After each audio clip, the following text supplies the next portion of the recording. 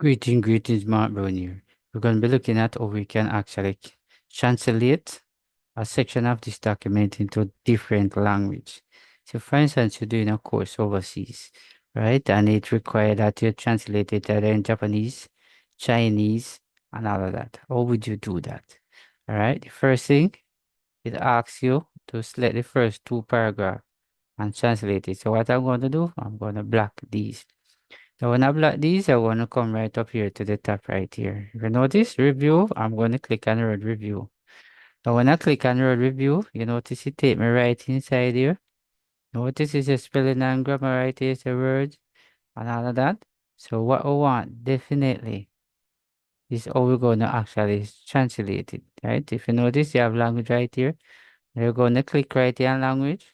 You notice it's a translate right here. If I come right here and click right here, you notice right, it's a translate selection is to translate the whole entire document.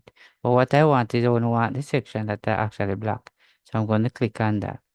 Now when I click on that, definitely you will see show up right over there. Right? So notice when she show right over here now. So I'm going to scroll down. You notice right here. So I'm going to click on this little pointer right here. When I click, all right, you notice these are the different language right here. PG, you notice French. Now that I'm going to put it in French and click it like that. If you notice it changed in French, but you notice it don't change over here. Alright, in order for it to change over here, I have to scroll up and this is self it insert. So you want to click on the word insert. Now when you click on insert, if you notice right up here, half my document is in French and the rest of it is in English.